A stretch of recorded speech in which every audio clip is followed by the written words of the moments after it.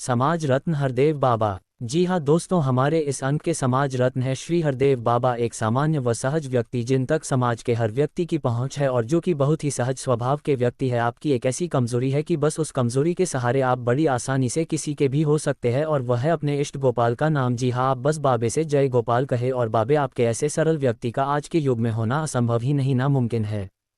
बाबे के विषय में आपको कुछ और बताने से पूर्व हम आपको बाबे की पारिवारिक पृष्ठभूमि का भी परिचय देना आवश्यक समझते हैं। अगर बाबे की पृष्ठभूमि का परिचय दिए बिना बाबे का परिचय दिया तो वह परिचय न सिर्फ अधूरा रह जाएगा, वरन ये भी आप नहीं समझ सकेंगे कि बाबे आखिर इतने सरल और साधारण क्यों है, क्या कारण है कि उन तक हर किसी की पहुंच है। श्री हरदेव बाबा जन्म 3 जून 1946 में स्वश्री नारायण चतुर्वेदी, जो कि प्रकांड विद्वान थे, के पुत्र के रूप में हुआ। स्वश्री नारायण जी एक सामान्य व्यक्ति नहीं थे, आप अद्भुत प्रतिभा के धनी थे। आप न सिर्फ प्रकांड विद्वान थे वरन अपने समाज के 2 वर्ष तक आदरणीय गिरिराज प्रसाद जी के बाद सभापति पद पर भी रहे। आपका कार्यकाल भी सामान्य नहीं था। कहा जाता है कि आपके कार्यकाल में समाज की पहली जनसभा हुई थी जिसमें संपूर्ण समाज की भागीदारी बताई जाती है, जिसका आलम यह था कि जिस धर्मशाला के प्रांगण में ये सभा हुई वह धर्मशाला लबालब भर गई थी, जिसके न सिर्फ प्रांगण में वरन उसकी हर मंजिल के बरामदे में व छत पर भी समाज के लोगों की भीड़ थी। और कहा जाता है कि सभी ने अपने अपने सुझाव दिए और अपने अपने विचार रखे। आपके बाबा स्वश्री केदारनाथ पहलवान उर्फ कुद्दू चौबे, जो कि राजा बडोदा नरेश के पहलवान थे, जिनके उस्ताद हुआ छबे जी थे। आपकी माता जी स्व श्रीमती अलबेली देवी, जो कि एक समाज सुधारक थी, वह आपको समाज के समस्त रीति रिवाज कंठस्थ थे। वह समाज के गीत जो शादी विवाह में गाए जाते थे, वह आरता आदि न सिर्फ आपको याद थे वरन आपने आगे भी इस परंपरा को जिंदा रखने के लिए आगे की पीढ़ी की महिलाओं को सिखाया। वह आपकी दादी का नाम जुदिया देवी था। हरदेव बाबे की प्रारंभिक शिक्षा गणेश स्कूल में प्राप्त की। उसके उपरांत आपने वेद शिक्षा श्री गोरे जी महाराज के निर्देशन में न सिर्फ गोपाल मंदिर वरन बाबू बैजनाथ जी द्वारा स्थापित चतुर्वेदी संस्कृत महाविद्यालय में प्राप्त की, और वहां से आपने शास्त्री की शिक्षा प्राप्त की एवं वैदिक शिक्षा प्राप्त करने के उपरांत आपकी रुचि अपने बाबा की प्रेरणा से पहलवानी में हुई और आपने स्व श्री बलदेव गुरु उस्ताद ब्रह्मचारी जी के निर्देशन में पहलवानी की।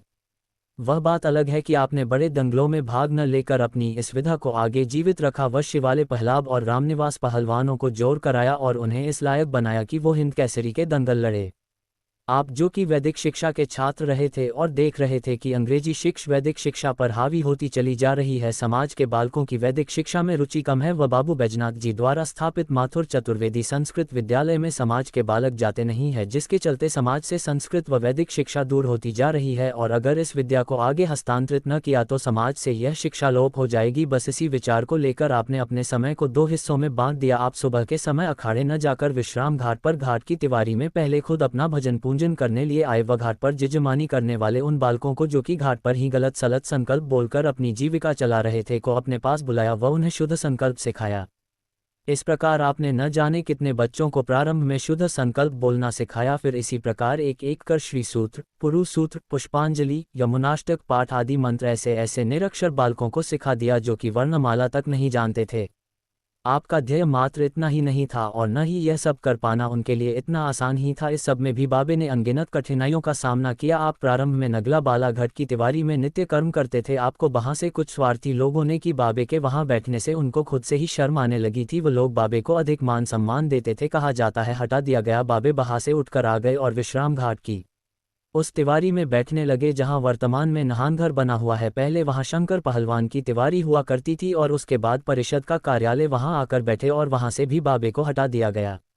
बाबे बहुत निराश हो गए और घाट छोड़कर जाने का उन्हें पूरा मन बना लिया। कुछ दिनों तक बाबे सकर कुंड के कुएं के पास जाकर बैठने लगे। बताया जाता है वहां जगह न तो सुरक्षित ही थी और न ही बाबे जैसे विद्वान के लिए वह स्थान उचित ही था। तब महाप्रभु जी की बैठक पर एक विमर्श हुआ और उस विमर्श में यह निर्माण लिया गया कि क्यों न बाबे को ससम्मान महाप्रभु जी की बैठक पर स्थान दे दिया जाए, जिससे हमारे ककोर मिहारियों के बालकों को भी बाबे जैसे गुरु से कुछ सीखने को मिलेगा। पर क्योंकि उन्हीं दिनों में सौंदर्यकरण के नाम पर विश्राम घाट का पूरा असल स्वरूप ही बदल दिया गया और सभी नीचे की तिवारियां शिवालय आदि उसमें दबा दिए गए, वह कार्य भी न हो सका। तब जाकर समाज के सरदार स्व श्री नंदलाल चतुर्वेदी नंदो सिंह सरदार पर न रहा गया, जिसका एक कारण ये भी हो सकता है कि आप भी पीपल बाला अखाड़े पर जाया करते थे और बाबे भी बाबे के साथ हो रहा यह वर्ताव आपको पसंद नहीं आ रहा था।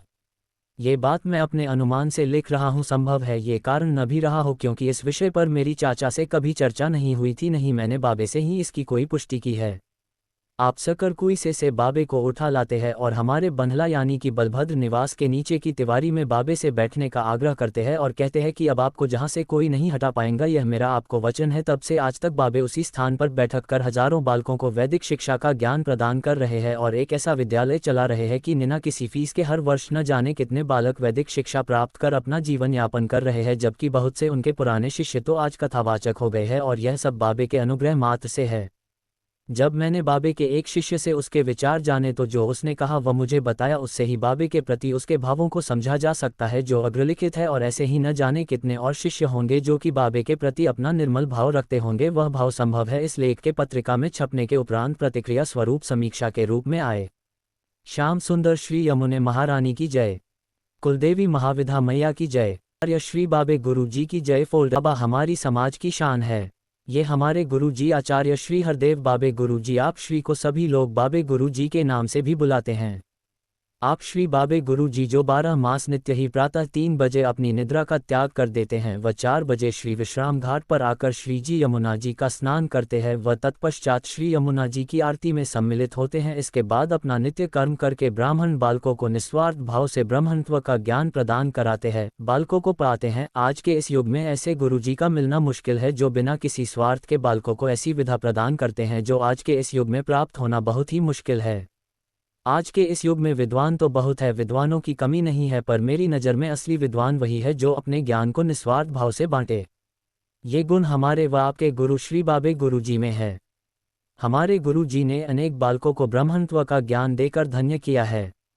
ऐसे गुरु जी का मिलना मुश्किल ही नहीं नामुमकिन है जो अपने आचार व विचार का पालन करते हों तथा अपने सभी विद्यार्थियों को एक समान समझते हों। ऐसे गुरु का आशीर्वाद पाकर मैं धन्य हैं।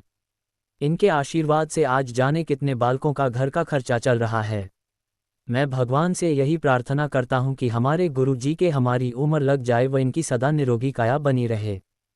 फोल्डर में गुरुओं की कमी नहीं है, क्योंकि तुलसीदास जी कह गए हैं कि शूद्र ही देत उपदेश ही ज्ञाना। असली गुरु तो वही है जो अपने ज्ञान का भाग किसी को प्रदान करे। हमारे गुरु जी नित्य ही श्री यमुना वेद पाठशाला जो कि श्री विश्राम घाट मथुरा में स्थित है, वहां पर ब्राह्मण बालकों को पाकर वहां पर विराजमान श्री दुर्गेश्वर शंकर का नित्य ही रुद्राभिषेक करते हैं। जहां आज के जमाने में शिक्षा के नाम पर हजारों व लाखों रुपए की ठगाई हो रही है, वहीं हमारे गुरु जी निःशुल्क व निस्वार्थ भाव से शिक्षा प्रदान करते हैं। धन्य है ऐसे गुरुदेव को। फोल्डेड है। विश्राम करके चतुर्वेदी समाज की कुलदेवी महाविधा मैया की शरण में नित्य ही जाते हैं तथा वहां भी अपना नित्य कर्म करते हैं। अगर वहां भी कोई बालक बनने की इच्छा से चला जाता है तो उसे अवश्य पाते हैं। ऐसा गुरु जी का आशीर्वाद पाकर हम धन्य हैं तथा इनके हम सदा ही ऋणी रहेंगे। पुरुष ते चरणारविंद। फोल्ड गलती अवश्य हुई। जिस भाई के ऐसे विशुद्ध भाव थे उससे मैं उसका नाम न जान सका, पर उसके भाव इतने विशुद्ध थे कि मैंने बिना किसी काट छांट के ज्यों का त्यों लेख में ले लिया। जागरण परिवार ऐसे पुरुषवार्थी को नमन करता है, वंदन करता है। बाबे आज के जमाने में निश्चित ही एक गृहस्थ संत व सच्चे यमुना जी के, गोपाल जी के व महाविद्या मैया के साथ साथ शिव जी के व हनुमान जी के भक्त है। इन सभी की बाबे पर कृपा बनी रहे व बाबे का आशीर्वाद हम सब समाज के वल्कों पर एक छत्र के रूप में बना रहे, यही मां यमुना जी से प्रार्थना है। गिरधारी लाल चतुर्वेदी, सरदार।